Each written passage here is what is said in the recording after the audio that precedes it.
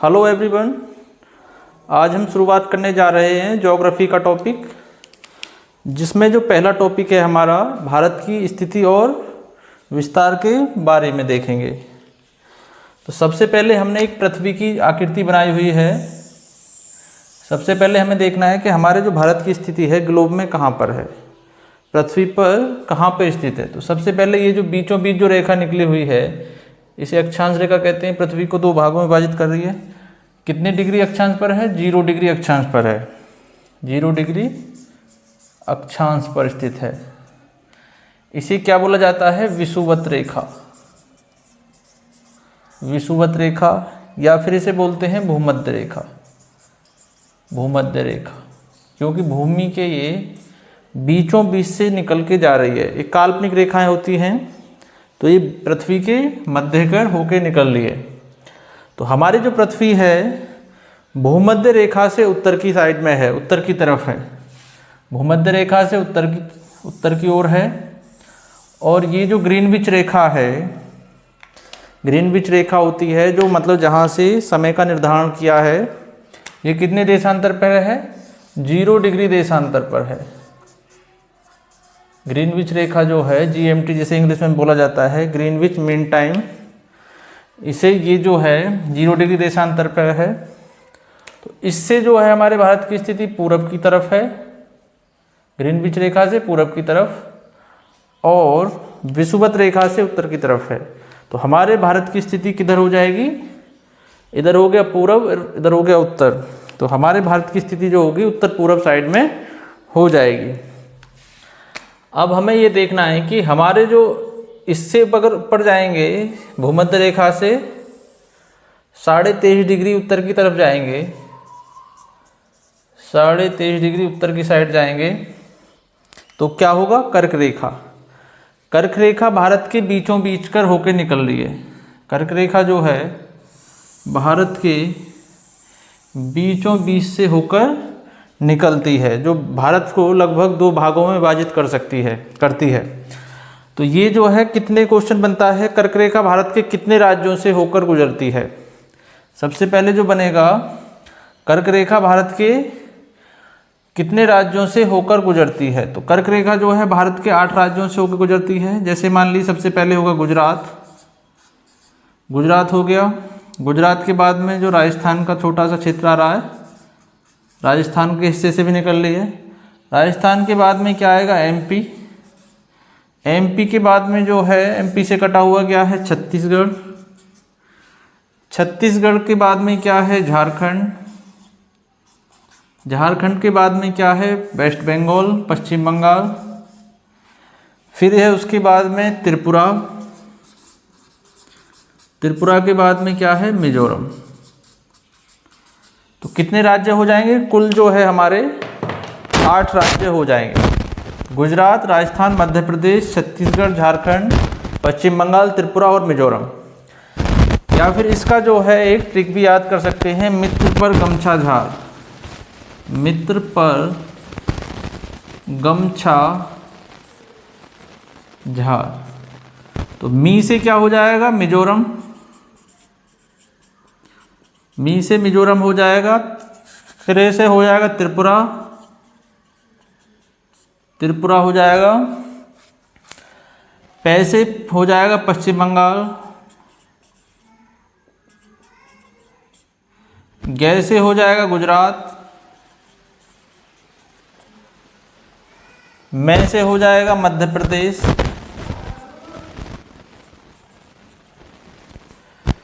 छा से हो जाएगा छत्तीसगढ़।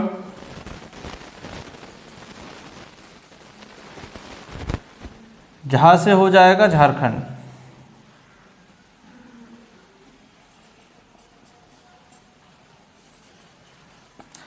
और रे से हो जाएगा राजस्थान। टोटल कितने राज्य हो जाएंगे हमारे? टोटल जो है हमारे 8 राज्य हो जाएंगे। जैसे कि 1 2 3 4 5 6 7 और 8। तो कर्क रेखा जो क्वेश्चन बनेगा, कर्क रेखा कितने राज्यों से होकर गुजरती है? तो कर्क रेखा भारत के 8 राज्यों से होकर गुजरती है। अब यहाँ पे हमें ये देखना है आगे चलते हैं। भारत की स्थिति और विस्तार के बारे में देखेंगे कि भारत जो है हमारा अक्षांशीय और देशांतरीय विस्तार इसका कितना है। सबसे पहले हमें देखना है भारत का पूर्वी बिंदु। भारत का जो पूर्वतम बिंदु है, जो सबसे पूर्वी साइड में है, किस स्थान पर और कितने डिग्री पर है। तो ये जो होगा अरुणाचल प्रदेश। अरुणाचल भारत का जो पूर्वतम बिंदु है, अरुणाचल प्रदेश में एक स्थान पड़ता है, अरुणाचल कीबिथु पड़ता है। अरुणाचल प्रदेश में क्या पड़ेगा? कीबिथु नामक एक स्थान है, वो भारत का पूर्वी बिंदु होगा, पूर्वतम बिंदु होगा। लेकिन इसका देशांतरीय विस्तार कितना हो जाएगा? देशांतरीय विस्तार होगा 97 डिग्री 25 मिनट। ये जो ऊपर जो चिन्ह लगा हुआ है, ये क्या होता है? मिनट का चिन्ह होता है। तो 97 डिग्री 25 मिनट हो जाएगा पूर्वी देशांतर।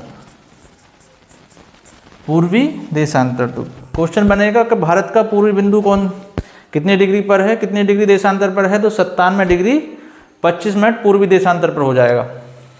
इसी प्रकार से आगे देखते हैं भारत का पश्चिमी बिंदु। तो पश्चिमी बिंदु कहाँ पर है? भारत का पश्चिमी बिंदु है गुजरात। गुजरात में कौन सा स्थान है? गौरमोता। गुजरात में जो स्थान पड़ता है गौरमोता पड़ता है। भारत का पश्चिमतम बिंदु जो हो जाएगा गुजरात में गौरमोता। ये कितने डिग्री पर है? 68 डिग्री 7 मिनट पूर्वी देशांतर। इसको भी पूर्वी बोला जाएगा क्योंकि ये ग्लोब के अनुसार जो है जीएमटी रेखा के पूरब में स्थित है। तो यहाँ भी इसे 68 डिग्री है तो पश्चिमतम बिंदु, लेकिन देशांतरीय जो विस्तार है देशांतर के अनुसार, डिग्री के अनुसार इसे पूरब में मानेंगे। तो 68 डिग्री 7 मिनट पूर्वी देशांतर कहाँ पर है? गुजरात में गौरमोता नामक स्थान है।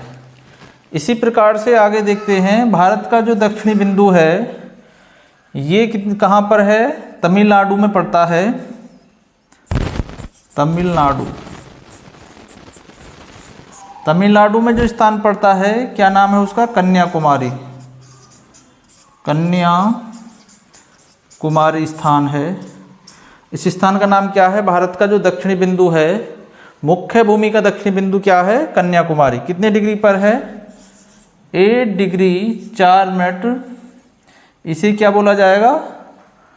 उत्तरी अक्षांश है तो दक्षिण में, लेकिन इसे उत्तरी क्यों बोला जाएगा? क्योंकि ये भूमध्य रेखा से उत्तर की तरफ है। भूमध्य रेखा से क्या है? उत्तर की तरफ है, तो इसे उत्तरी अक्षांश बोला जाएगा। 8 डिग्री 4 मिनट उत्तरी अक्षांश। तो ये मुख्य भूमि का दक्षिणी बिंदु होगा। लेकिन इससे नीचे जो है हमारे द्वीप समूह भी हैं जो इसके दक्षिणी बिंदु से और भी नीचे हैं। तो उसे क्या बोला जाएगा? यहाँ पे जो है इसका नाम है इंदिरा पॉइंट। इंदिरा पॉइंट या फिर पिग्मेलियन पॉइंट भी इसका नाम है। पिग्मेलियन पॉइंट भी है इसका नाम। पिग्मेलियन पॉइंट भी है। ये कितने पर है? 6 डिग्री। ये है इसका जो दक्षिणी बिंदु है 6 डिग्री 45 मिनट पर है। इसका नाम है इंदिरा पॉइंट। अब आते हैं भारत का जो उत्तरी बिंदु है। भारत का उत्तरी बिंदु जो होगा ये कहाँ पर है? अब लद्दाख में है। लद्दाख में पड़ेगा और इसका नाम क्या है? इसका नाम है इंदिरा कॉल। इंदिरा कॉल। भारत का उत्तरी बिंदु जो है इसका नाम है इंदिरा कॉल। कहाँ पर है? लद्दाख में। लेकिन इसका जो अक्षांशीय विस्तार दे रखा है कितना होगा? 37 डिग्री 6 मिनट उत्तरी अक्षांश पर। 37 डिग्री 6 मिनट उत्तरी अक्षांश है।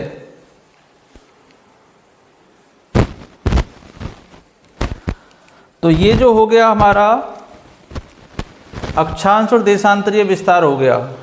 तो भारत का पूर्वी बिंदु जो अरुणाचल प्रदेश में कीबिथु नामक स्थान पर है, जिसकी देशांतरीय विस्तार जो दे रखा है 97 डिग्री 25 मिनट पूर्वी देशांतर। भारत का पश्चिमी बिंदु जो है गुजरात में गौरमोता नामक स्थान है, जो कि देशांतरी विस्तार है उसका 68 डिग्री 7 मिनट पूर्वी देशांतर। इसी प्रकार से देखते हैं भारत का दक्षिणी बिंदु है तमिलनाडु में, मुख्य भूमि का दक्षिणी बिंदु तमिलनाडु में कन्याकुमारी जो है, जिसका अक्षांश विस्तार है 8 डिग्री 4 मिनट उत्तरी अक्षांश। इसी प्रकार से भारत का उत्तरी बिंदु दे रखा है 37 डिग्री 6 मिनट उत्तरी अक्षांश, जो कहाँ पर है, लद्दाख में इंद्राकोल नामक स्थान है। अब आगे देखेंगे, अब भारत का जो है पूर्व से पश्चिम तक विस्तार कितना है, कितने किलोमीटर का है। तो भारत का जो है पूर्व से पश्चिम तक जो विस्तार होगा कितने किलोमीटर का होगा, ये जो है 2933 किलोमीटर। भारत का पूर्व से लेके पश्चिम तक कितने किलोमीटर की दूरी है, तो 2933 किलोमीटर की हो जाएगा। और भारत का उत्तर से दक्षिण तक विस्तार कितना है, तो ये जो होगा हमारा 3214 किलोमीटर होगा, 3214 किलोमीटर हो जाएगा। लेकिन क्वेश्चन बनेगा भारत का कुल क्षेत्रफल कितना है। भारत का जो कुल क्षेत्रफल होगा 32,87,263 वर्ग किलोमीटर। वर्ग का हमें ध्यान रखना है, वर्ग मतलब स्क्वायर, चारों तरफ से इतना है, कुल मिलाकर कितना होगा 32,87,263 वर्ग किलोमीटर है। क्वेश्चन बनेगा भारत जो है विश्व में, भारत जो है पूरे जो है विश्व का कितने परसेंट है, पूरी पृथ्वी का कितने परसेंट हिस्सा हमारे देश के हिस्से में पृथ्वी आती है, जमीन आ रही है, तो कितना होगा 2.42%। मतलब कुल क्षेत्र का मात्र 2.4% ही हमारे पास है, भारत के पास हिस्सा है। तो अगर देखा जाएगा तो क्षेत्रफल के अनुसार भारत का कैमा स्थान है, क्षेत्रफल में जो है भारत का 7वां स्थान है, 7वां स्थान है। क्षेत्रफल के अनुसार भारत का कैमा स्थान है, 7वां स्थान है। इससे पहले कौन कौन से आएंगे, तो इसका एक फॉर्मूला है RCCUBAI। तो 1 2 3 4 5 6 7, आई से क्या है, इंडिया। तो 8 से सबसे पहले क्या हो जाएगा, रूस है, कनाडा है, सी से कनाडा होगा, फिर चाइना है, सी से चीन हो जाएगा, यू से क्या होगा, यूएस से होगा, बी से क्या हो जाएगा, ब्राज़ील होगा, फिर ए से ऑस्ट्रेलिया है, ऑस्ट्रेलिया के बाद जो 7वें स्थान पर है इंडिया। तो 7वें स्थान पर, उससे पहले कौन कौन से, रूस, Canada, China, USA, Brazil, Australia. तो सबसे क्षेत्रफल में सबसे पहले स्थान पर कौन सा होगा, रूस, और दूसरे स्थान पे क्या हो जाएगा हमारा, कनाडा हो जाएगा। तटीय सीमा की लंबाई कितनी है, भारत की तटीय सीमा की लंबाई कितनी है, तो तटीय कौन सा है, तटीय जो सीमा है भारत की कौन कौन सी है, जो समुद्र से घिरा होता है उसे तट कहा जाता है, मतलब प्रायद्वीपीय भारत जो है हमारा।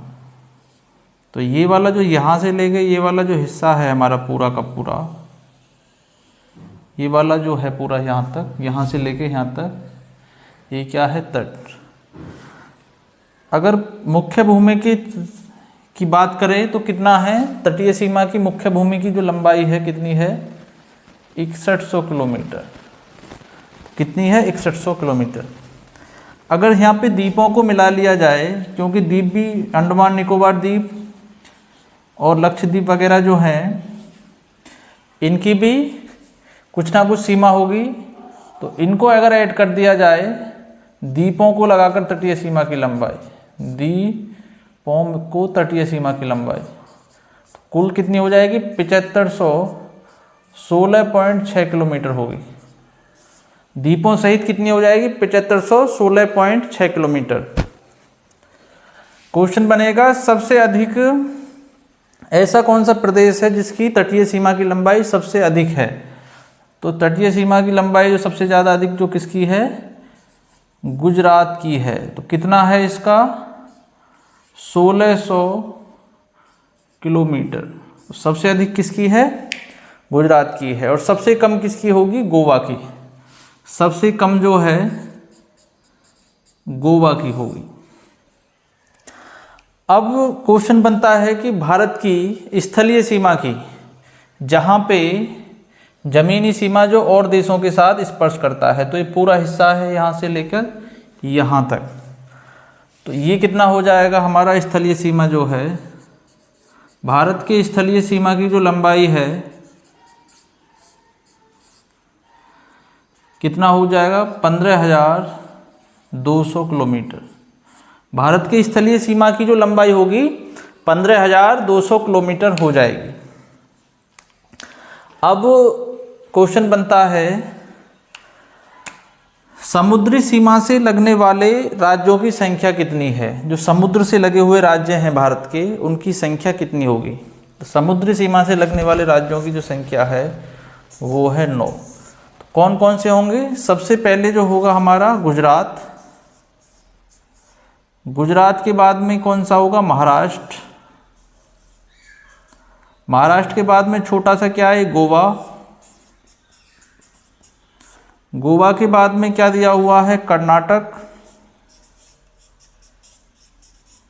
कर्नाटक के बाद में ये यहाँ से यहाँ तक दिया हुआ है केरल। तमिलनाडु इधर साइड में देखेंगे हमारा पूर्व साइड में तो तमिलनाडु। तमिलनाडु के बाद में जो है आंध्र प्रदेश।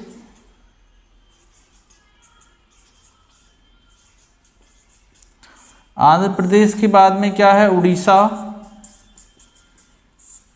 उड़ीसा के बाद में जो दिया हुआ है वेस्ट बंगाल, पश्चिम बंगाल।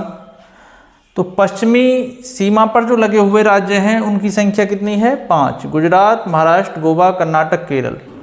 और पूर्वी सीमा से जो लगे हुए राज्य हैं उनकी संख्या है 4। इधर कौन सा सागर है? इसके लिए बोलते हैं, ये बंगाल की खाड़ी बोलेंगे इसके लिए, बंगाल की खाड़ी।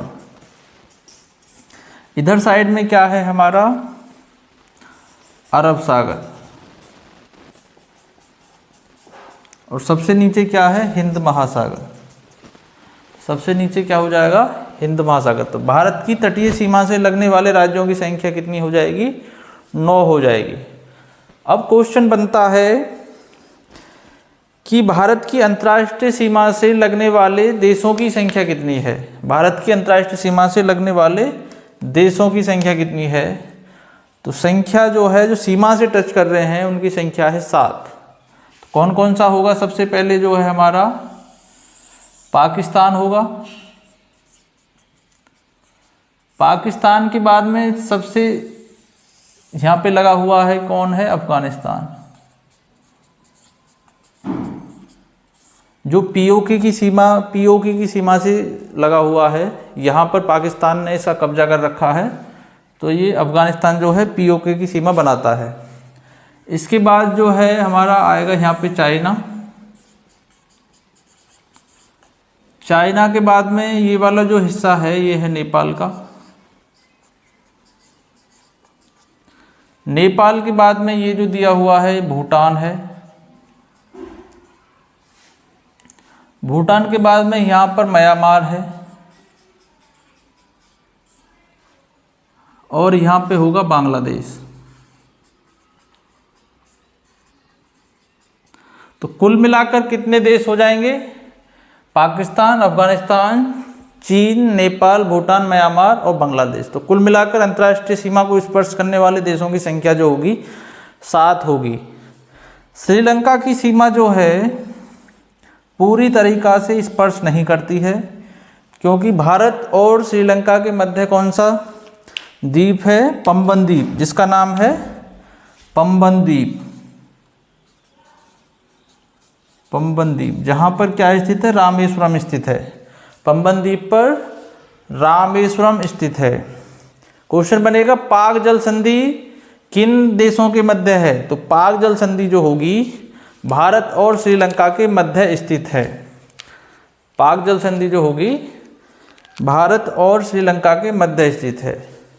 क्वेश्चन बनेगा सबसे अधिक सीमा को, इस भारत की सीमा को, भारत की अंतर्राष्ट्रीय सीमा को स्पर्श करने वाला देश कौन सा है?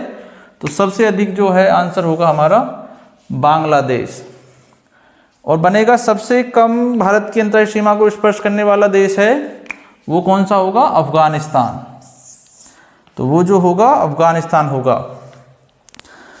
ऐसा को भारत का ऐसा कौन सा राज्य है जो तीनों ओर से बांग्लादेश से घिरा हुआ है? तो त्रिपुरा हमारा राइट आंसर होगा, क्योंकि त्रिपुरा जो है तीन तरफ से बांग्लादेश से घिरा हुआ है। आगे बनता है भारत और पाकिस्तान की सीमा जो रेखा है इसका नाम क्या है? भारत और पाकिस्तान के मध्य जो सीमा रेखा है उसी क्या बोला जाता है? उसका नाम है रेड क्लिफ रेखा। तो भारत और पाकिस्तान के मध्य जो सीमा रेखा का निर्धारण किया था रेड क्लिफ ने किया था। उसके बाद जो है क्वेश्चन बनता है भारत और चीन के मध्य जो सीमा रेखा है इसका नाम क्या है? तो इसका नाम है मेक मोहन रेखा। मेक मोहन रेखा। और क्वेश्चन बनेगा कि भारत और बांग्लादेश की सीमा रेखा का नाम क्या है?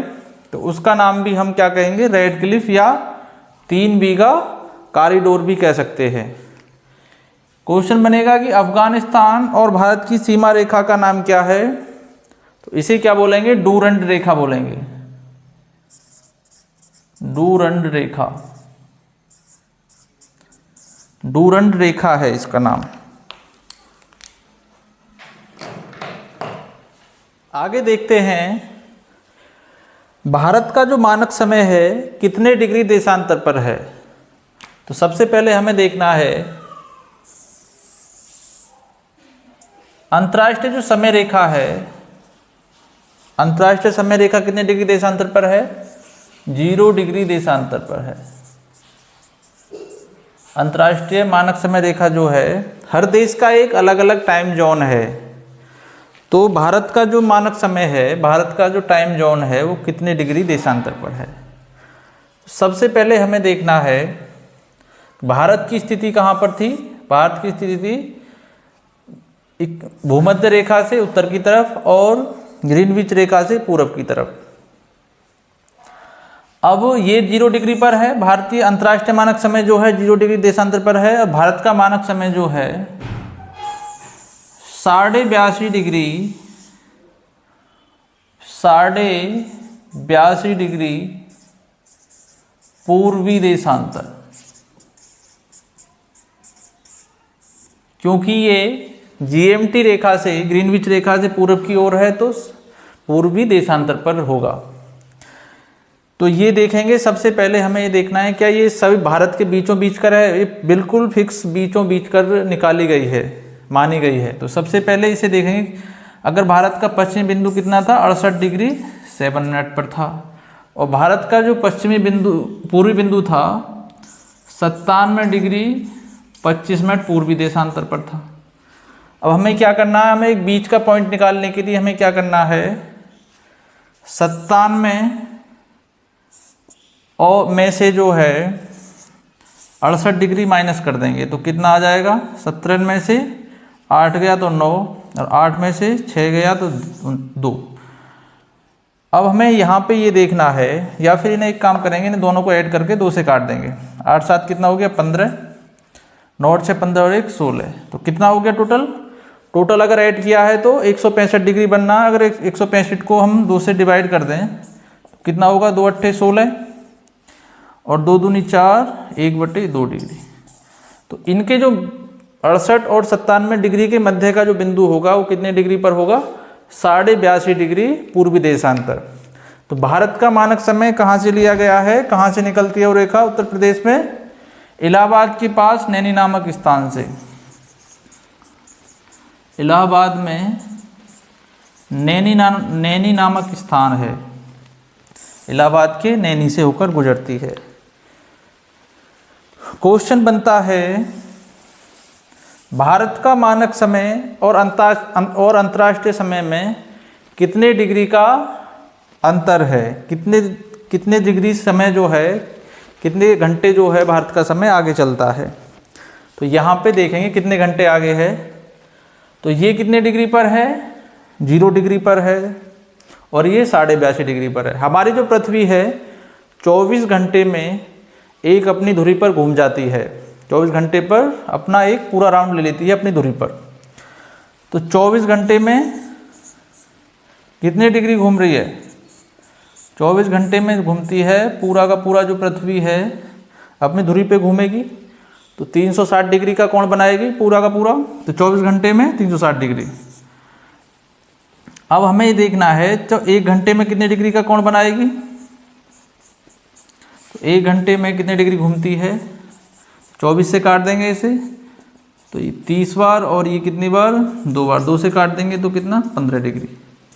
तो 1 घंटे में कितने डिग्री का घूमती है हमारी पृथ्वी, 15 डिग्री।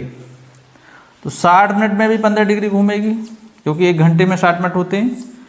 तो 1 घंटे में भी 60 मिनट में भी 15 डिग्री घूमेगी।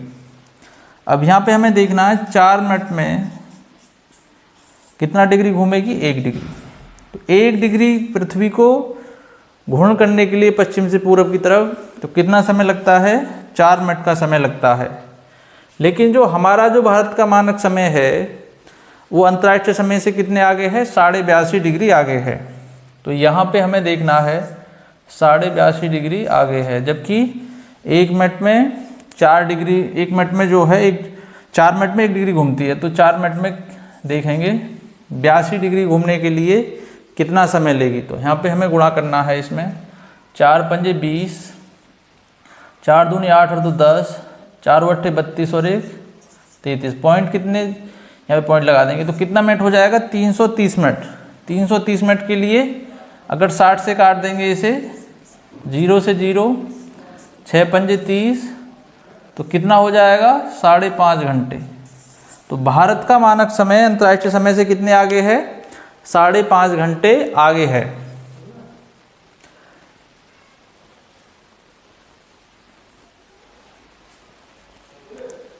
तो 5.5 घंटे आगे चलता है। अब ये देखना है हमें कि हमारे जो पूर्व और पश्चिमी बिंदु में भी सबसे पहले सूर्य कहाँ निकलेगा। सबसे पहले जो सूर्य निकलेगा यहाँ पे अरुणाचल प्रदेश में निकलेगा। ऐसा तो है नहीं कि एक साथ पूरी जो पृथ्वी पर उजाला हो जाएगा। सूर्य जो एक किसी निश्चित स्थान पर पहले रोशनी डालता है, फिर धीरे धीरे जैसे पृथ्वी घूमेगी उसी हिसाब से उजाला होता चला जाएगा। तो सबसे पहले सूर्य कहाँ निकलेगा, अरुणाचल प्रदेश में निकलेगा, और सबसे अंत में कहाँ पे निकलेगा, सबसे लास्ट में गुजरात में। तो धीरे धीरे जो है उजाला होता आएगा। तो क्वेश्चन बनता है कि भारत के कितने घंटे का डिफरेंस है गुजरात के समय में और अरुणाचल प्रदेश के समय में, जो है कितने घंटे का अंतर है। तो यहाँ पे हमें ये देखना है, इन दोनों को 97 में से 68 को अगर माइनस करेंगे तो 29 डिग्री बनना है, और 1 डिग्री में जो है 4 मिनट का समय लेते हैं। तो 4 से भाग इसमें गुणा कर देंगे, 4 में कितना हो गया, 36, 4 दूनी 8 और 3 कितना हो गया, 11। तो कितने मिनट का डिफरेंस है अरुणाचल प्रदेश के समय में और गुजरात के समय में, 116 मिनट का, लगभग 2 घंटा और 56 मिनट का अंतर है। अरुणाचल प्रदेश में 2 घंटे 56 मिनट पहले दिन निकलेगा, और गुजरात में 2 घंटा 56 मिनट लास्ट में दिन निकलेगा, बाद में निकलेगा। अगर यहाँ पे 6 बजे दिन निकलता है तो गुजरात में जो है 8 बजे हमारा दिन निकलेगा।